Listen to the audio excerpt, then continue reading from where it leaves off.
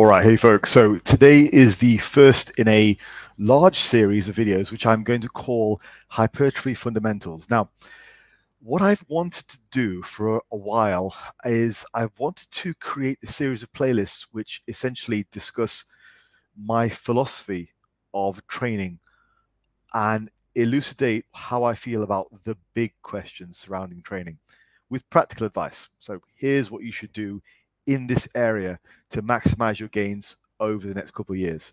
And I want this playlist to stand as a demonstration of my entire training philosophy. So if you have any questions about this topic, I'll refer you to this video.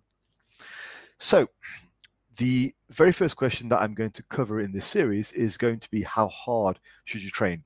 And alongside that, we cover the question of should you train to failure or not?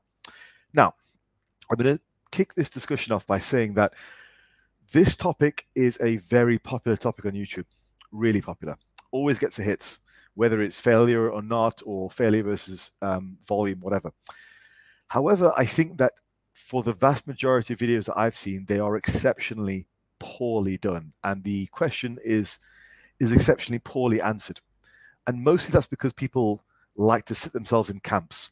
There's the failure camp, and then there's the not failure camp, the RAR camp, the high volume camp, whatever. And I think that's kind of generally going about it the wrong way. So I'm going to give you an analogy, kick off with an analogy. So back in the 90s, the Premier League was a lot smaller than it is now. Nowadays, this is the English Football League. There's a lot of money and there's lots of big teams. But back then, you had a much more wider variety of big teams versus small teams. And there was a team there in the Premier League called Wimbledon. Okay, some of the older guys might remember old Wimbledon. Wimbledon was a team which was not known for beautiful football. Okay, it was known for effective football. So the strategy that they would employ was called the long ball. And the long ball essentially involved your defenders booting the ball as hard as they could right up to the attackers. And the attackers would purposely be large, physical, aggressive gentlemen who would elbow barge and headbutt and do whatever they need to do to get the ball and then try and hit it as hard as possible into the opponent's goal. Just completely bypassing the middle part of the field, just throwing the ball up front. Now, back in the day, that was considered to be not beautiful football. Okay, some people liked it. I thought it was quite entertaining, personally. But it was definitely not the skillful football which we would see in the Italian leagues over at the day. However, it was one thing. By maintaining their position in the Premier League, that is the best league in the country, it demonstrated effectiveness. It was effective. It got the job done. And that's what I want to kick off this conversation with. Training to failure or not is, and the question of training to failure or not is really the wrong question. The question should be, what's getting results? Now, for Wimbledon, long ball was getting results. It might not have been the accepted method of football in the day, but it got results. Now, in the same way, I am not in a camp when it comes to training to failure or not. I couldn't really care less. I'm all about getting results. And I will give my opinion over the course of this video, but the first predominant thing I want to get across is you should not be in a camp about training to failure or not. And I would also try and avoid dogmatism because a lot of people who answer this question, they just want to be right. They're more interested in appearing to be right rather than actually trying to help people. I'm saying it doesn't really matter if you train to failure or not, unless you're not getting a result, then there's maybe room to explore. The main thing is, are you getting the result? That's the bottom line. We're not training just to train to failure. We are training to get a result, so that we get a result. Now, the result is perhaps more weight on the bar, perhaps more reps with the same form, so that we can demonstrate the fact that we've gotten bigger. That is essentially progressive overload. We have to be able to demonstrate progressive overload. Training to failure or not is an irrelevant question. If it gets the job done, it's working. Now, the second point is, and this is kind of why the discussion tends to be so muddied. You have some people on one side saying you must train to failure, other people on the other side saying, no, you mustn't. The conversation gets muddied because most people, one, they don't train to failure, and two, they wouldn't be able to recognize failure if they thought they were doing it. Most people have absolutely no clue about how to train to failure or have the physical capability to even go to failure on big compound exercises. Now, there's two bits of evidence I have to demonstrate to back that up. First bit of evidence is a study which was released recently, which looked at most people being about 5 reps in reserve. I agree with that. I think most people that I've trained in person who I've worked alongside, even the big bros at the gym, are usually a few reps away from failure when they think they've failed. Now, the second thing, if you don't like studies, is this. There's a video going around at the moment of Tom Platz training some pro bodybuilder. Now, near the end of the video, this pro bodybuilder supposedly fails with 135 pounds on the squat. Now, just imagine how tired this bodybuilder must have been to fail with 135. This is a guy who can squat 500 to 600 pounds. So to fail with 135, his legs are apparently going to be very fatigued. So that's, you know, like, whoa, look how hardcore this guy is. And all these guys are reposting it on the internet going, wow, that's trained to failure. That's failure. Whoa, yeah, we should all train to failure. Amazing. Now, when I saw it, my alarm bells immediately went off because I've actually trained to failure and I've squatted a lot of weight in my time. And I've been around a lot of very strong, very successful lifters, either bodybuilders and powerlifters. First thing that came to mind was having actually taken squats to failure myself and having seen people who have actually failed on squats, is when this guy got up, he was laughing and joking. Now, the last time I failed a set of squats, I was on the ground. I was trying not to die. And I couldn't even speak to you if you offered me £1 million. This guy in the video apparently failed, and he was laughing and joking with Tom directly after. And we're supposed to believe that that's failure. And it's being reposted on social media as an example of not only what training to failure looks like, but also as a sort of a testament to the wonder that is training to failure. Oh, look at this guy. So hardcore. We should all be doing this. Now, if you repost that as a testament to training to failure, or if you acknowledge it as somebody who's trained to failure, you have, by doing that, unequivocally announced to the world that you have no clue what failure is. Because I assure you, that is not how you behave after you've failed a squat set. So that is the second point. Most people have absolutely zero clue how to train to failure and also how to recognize when somebody's trained to failure. And that is just simply a public demonstration of their lack of ability to train hard. That is essentially just, by posting that, you are essentially saying to the world, hey, look at me. I have no fucking clue what I'm talking about. Now, the third point, there are large populations of people who don't train to failure and also get very big and very strong. So clearly, the whole question about train to failure or not is the wrong question. Clearly, the question should be, what do we need to do to get a result? Now, powerlifters are that population. Powerlifters and sometimes strongmen, they generally don't train to failure. It's generally lots and lots of heavy sets with volume to build up the workload to get them progressing. That's certainly what I did. I very rarely failed when I was a powerlifter. I did occasionally, and I recognize when I did so because I know how to work hard, right? And again, when I did finish the set and I failed, I didn't get up and laughed with my training partner. I was down on the floor for a few minutes recovering, because that's what failure looks like with big compound exercises.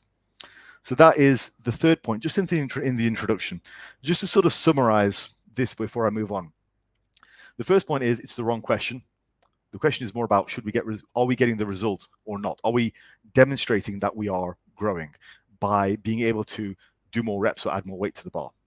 Second thing is, most people have no clue what training to failure is, as demonstrated very frequently these days about these reposts of, you know, failure videos. Most people who post a failure video are nowhere near failure as well.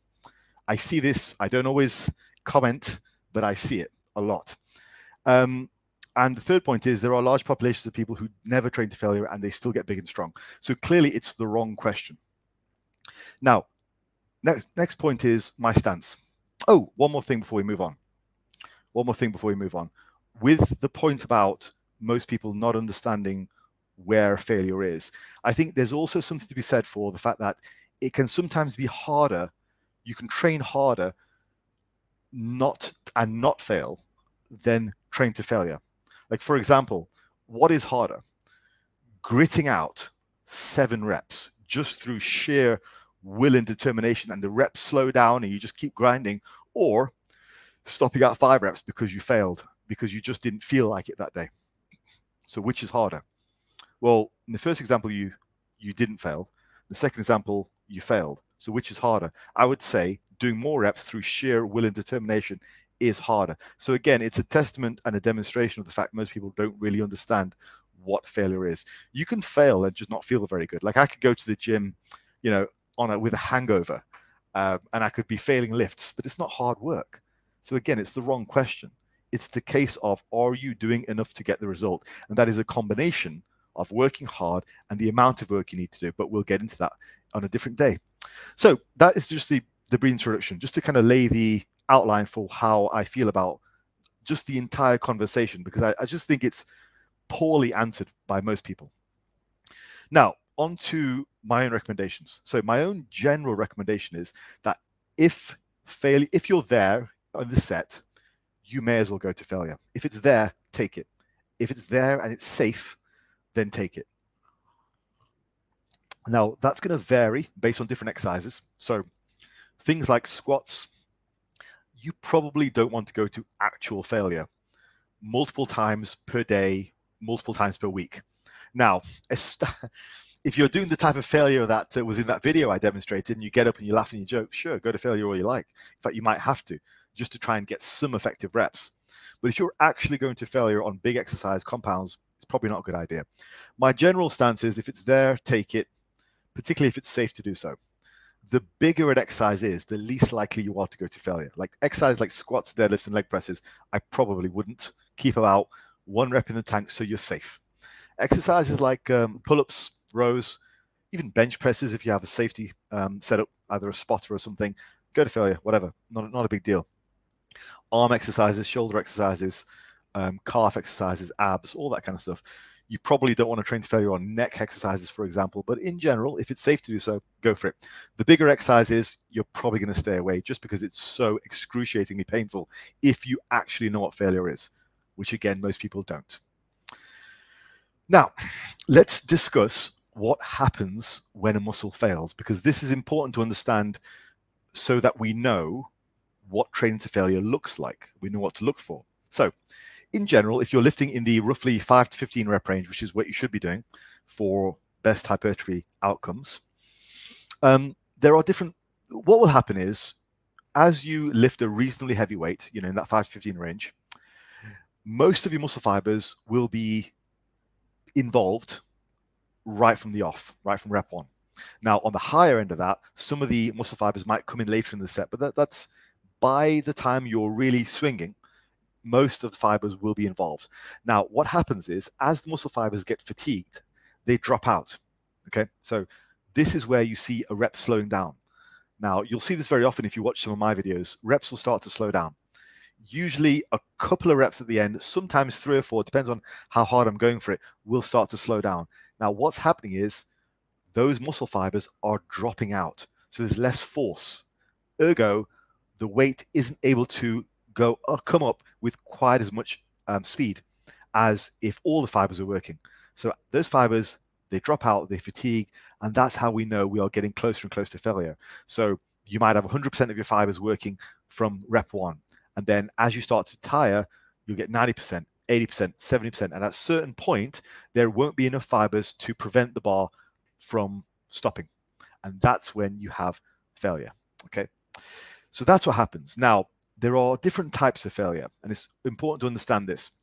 So the first point there is, if you don't see any rep slowdown, it's unlikely that you actually went close to failure. Unlikely. Not impossible, but unlikely. There are certain scenarios where perhaps you did fail and the reps didn't really slow down that much, but in general, you'll see at least some slowdown. Okay. Now, there are different types of failure. The first type of failure is what we've described, which is failure where you just simply can't lift it up anymore. And that is what I would call positive failure. And that's generally where I train. So I train to the point where I generally can't lift the weight, carry on lifting the weight upwards. that is what we could call positive failure. It's failing on the positive portion of the rep. So let's say for a chest press, we're going up and we can no longer lift it up. That is positive failure. Okay, great. Fantastic. Now, the next thing is where you can't lift it up, but you struggle against it and you just kind of hold it in one spot, pushing as hard as you can, but it's not moving. That I would call, or we can call, static failure. Okay, there's lots of names for it. It's not really important what the name is, but for the point of discussion, we'll call it static failure. Now, that I find I can normally hang out in that position for anywhere between 2 to 5 seconds, pushing as hard as possible, but the bar doesn't move. So after that, you have negative failure, and that is where you can't even prevent the bar from falling. And that is when you are completely fatigued. There's hardly anything left, because we generally have more strength on the way down. But if you can't even hold the bar steady or prevent it from free falling, that's negative failure. You're completely gone. And that's quite dangerous. So my general recommendation is positive failure. I think that's enough. And that's generally what I do. So why would you not want to go to static or negative failure? I think for me and for people I train, I think it's proportionally less stimulative and it's not worth it. But what I will say is it's not a bad test, because for most people who think they train to failure, and they get up and they laugh and joke afterwards, it's not a bad idea to get those people to try and do a static hold and say, look, when you fail, take it one step further, go to static failure, and you'll probably see them be able to hold on to the bar for a fair bit longer. And that's probably a pretty good indication that their positive failure wasn't actually failure. It was just like psychological failure, just not working hard enough. So in any case, it's not a bad thing to experiment with if you feel like you're not working hard enough, or if you see somebody who isn't. But my general recommendation is train to positive failure if it's safe to do so. I don't personally think it's that stressful, but just make sure you're doing it when it's safe. So this goes on to the next point, which is different exercises. It'll be different. I'll have different exercises. It'll be safer or less safe to do train to failure on different exercises. So, for example, less demanding exercises, things like cable flies, bicep curls, lots of machine work, cable work, more closer to failure and maybe even beyond is more permissible. Large, heavy barbell compound exercises, I think it's a lot less necessary to train to failure, and it's generally less safe, more dangerous. Like, I'm not recommending people train to failure on squats or even bench presses, for example. I think it's not a great idea, or deadlifts. But I think generally you've got to train hard enough to get the result. So if what you're doing is getting the result, then you're training hard enough. But yeah, as a general rule, the smaller an exercise, the more of a cable or machine exercise it is, you're generally it's more permissible to train to failure and beyond. So the bottom line, however, is results. Okay, the bottom line is results. And just to kind of sum up this entire conversation, what you should do in the gym over the next 2 or 3 months is ensure that whatever you are doing, it is giving you a result, not just on the day, but over the course of a string of workouts. I think most people are far too caught up in the there and then. That's why they love to hear people scream at them about train to failure, training harder, blah, blah, blah, because that one session, they're preoccupied with it. It's not just about one session. It's about putting together a string of multiple sessions and looking at your progress over the course of months, because you can fool yourself into training hard one session and then the next and not actually get results in the long term. It's vitally important you divorce yourself from this mentality of thinking, I'm going to be in this one camp. I'm going to be the failure guy or the not failure guy, the ROR guy, whatever. It's not about that. It's about results. That is what it's predominantly about. This is why when I first started training, these questions to me were irrelevant, because I was a powerlifter. What was relevant to me was getting more weight on the bar next time I hit the platform. That was the only thing that mattered. And whatever I had to do, whether it was more volume, less volume, more intensity, less intensity, I didn't care. I did it. I was married to results, not in some weird religious relationship with a training stance on failure or not, or high volume or low volume. Nothing mattered. The only thing mattered was the outcome. And more people need to ensure that when they are asking these questions, they're looking at it from that angle. What gets the result? So those are my general recommendations for what I personally do, why I personally do those things. Also a little bit to do with the general question of how hard to train. I think it's generally poorly answered because it's the wrong question. But I also think it's a popular question, and people really enjoy discussing it. Probably because people generally prefer to talk training over actual training. But there we go. Anyway, bottom line is results. And I will continue this series with a bunch of topics. I have a whole list written down, and I'll probably add to them over time as well. But this will be the fundamental hypertrophy series, and I will be adding large fundamental topics so you guys know my stance, and this will just sit as a testament of my training philosophy. Okay, folks.